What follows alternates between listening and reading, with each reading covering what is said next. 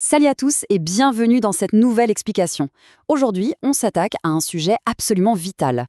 Quand on débute sur les marchés financiers, on a souvent cette idée fixe en tête, réussir, c'est juste accumuler les gains, point barre. Mais honnêtement, la réalité des pros, c'est pas du tout ça. La vraie longévité, elle ne repose pas sur la performance financière immédiate, c'est avant tout une question de discipline intérieure, c'est vraiment la construction d'une toute nouvelle identité. Bref, ce n'est pas le marché qu'il faut dompter, c'est soi-même. Alors, ça nous amène à une question super importante. D'où vient la vraie confiance?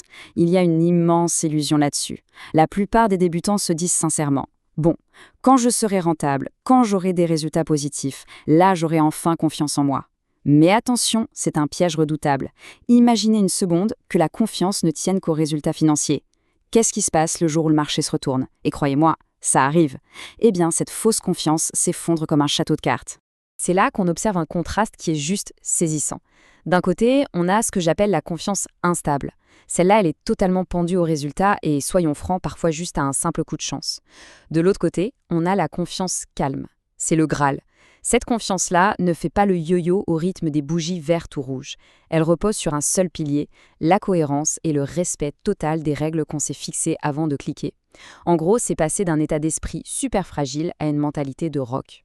Et ça nous amène à une vérité qui fait parfois un peu mal à entendre.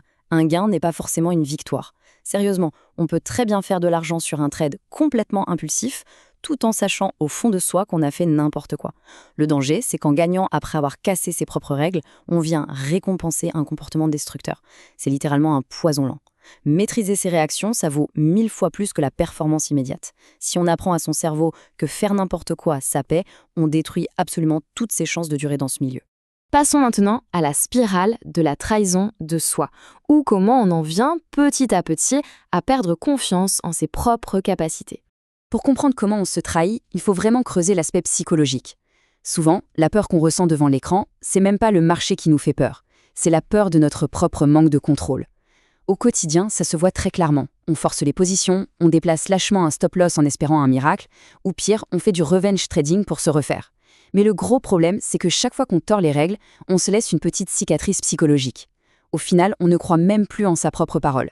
Il y a cette phrase qui résume absolument tout le problème. Le trader ne contrôle pas le marché, mais il doit pouvoir contrôler ses propres actes. C'est tellement vrai. Personne, je dis bien personne ne sait ce que va faire la prochaine bougie.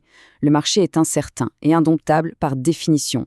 Mais au milieu de cette mer agitée, il nous faut une ancre. Et cette ancre, c'est le contrôle absolu de nos propres réactions. Si cette base-là n'est pas solide, vous pouvez avoir la meilleure stratégie du monde, elle explosera en vol à la première grosse difficulté. Alors, la question c'est, comment on fait pour rebâtir cette fondation solide et redevenir quelqu'un de fiable? La bonne nouvelle dans tout ça, c'est qu'une confiance abîmée, eh bien ça se répare. C'est comme construire un mur, action par action. Concrètement, la méthode c'est quoi? C'est être capable de refuser un trade médiocre juste parce qu'il ne rentre pas dans le plan. C'est encaisser une perte propre, sans ciller, et c'est savoir fermer la plateforme à l'heure prévue. À chaque fois qu'on réalise ça, on s'envoie un message super fort, on se prouve qu'on est de nouveau fiable et on consolide les fondations. Et c'est là qu'il faut avoir un vrai déclic mental. Il faut intégrer qu'une journée où on a suivi son plan à la lettre a beaucoup plus de valeur qu'une journée verte obtenue par accident. Oui, même si on finit dans le rouge. Pourquoi? Parce que ce comportement ultra rigoureux, c'est ce qui construit notre avenir. En choisissant la régularité absolue plutôt que les petits profits rapides et aléatoires, on prépare une carrière pérenne. Franchement, une journée rouge où on a parfaitement respecté son cadre, c'est en fait une excellente journée de trading. C'est un peu l'histoire du pilote dans la tempête. Comment garder son sang-froid et son cadre face aux turbulences? J'adore utiliser cette image du pilote de ligne. Imaginez un avion qui traverse une violente zone de turbulence. Le pilote, il ne commence pas à paniquer ou à balancer son manuel par la fenêtre, pas vrai? Il s'agrippe à ses instruments de bord. Sur les marchés, c'est exactement la même philosophie. Et c'est ça la vraie définition de la fiabilité. C'est notre bouclier ultime contre le stress émotionnel de tous les jours. Quand on sait qu'on a un cadre et qu'on va s'y tenir quoi qu'il arrive, ça enlève un poids énorme. Plus besoin de fliquer ses propres impulsions en permanence. D'où ce principe de base, et c'est absolument fondamental de le comprendre, la confiance doit être prouvée, pas déclarée. Ça ne sert à rien de se lever le matin, de se regarder dans la glace et de déclarer « je suis discipliné aujourd'hui ». Les mots, le marché n'en a que faire. La confiance, ce n'est pas une simple déclaration d'intention. Elle doit être prouvée par des actes concrets, surtout quand on est face à la tentation ou quand on range son frein d'avoir raté un beau mouvement. On arrive au pouvoir des petites victoires. Parce que oui, sur les marchés, chaque petite preuve de discipline compte énormément. Le truc génial, c'est que chaque petite épreuve est une occasion en or de progresser. Prenez un trade gagnant par exemple. L'ancien trader devenait complètement euphorique et imprudent. Le trader fiable, lui, reste zen. Après une perte, au lieu de se lancer dans une vengeance aveugle contre le marché, l'approche fiable, c'est de l'accepter proprement. Et quand on rate une opportunité, fini la poursuite désespérée du prix, on patiente calmement. En transformant toutes ces petites tentations du quotidien en leçons de fiabilité, on se forge un caractère inébranlable. Il faut vraiment voir les choses sous un autre angle. Respecter ses propres règles, ça ne doit plus être vu comme une restriction ennuyeuse. C'est carrément une preuve profonde de respect envers soi-même. Quand on accepte un stop-loss, on respecte la personne qu'on est en train de construire. On protège son intégrité mentale. Et franchement, le secret de la longévité, il est là. Il naît de ce refus catégorique de s'abandonner soi-même aux émotions primaires.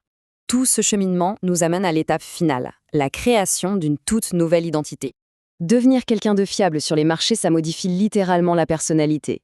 À force de répéter les bons gestes jour après jour, on finit par redéfinir qui on est réellement. On devient la discipline incarnée. C'est crucial parce que sans cette métamorphose intérieure, même avec la méthode la plus brillante au monde, on reste en grand danger. La survie, ça demande bien plus de caractère que de technique. La technique va nous trouver les opportunités, c'est vrai, mais c'est le caractère qui protège le capital sur le long terme. Et vous savez comment on reconnaît cette nouvelle identité ? Elle laisse des preuves tangibles au quotidien. Un journal de trading tenu à la perfection, des vraies pauses, respectées au moment prévu. La force mentale de regarder passer des configurations moyennes sans cliquer sur la souris. Et des pertes nettes encaissées sans aucune amertume. C'est ça, nos vrais trophées. Ces petites preuves démontrent clairement que notre mentalité a changé et que notre longévité est maintenant assurée. Pour conclure cette analyse, je voudrais qu'on garde une réflexion puissante en tête. Juste un instant. Oublions l'argent et la courbe des profits.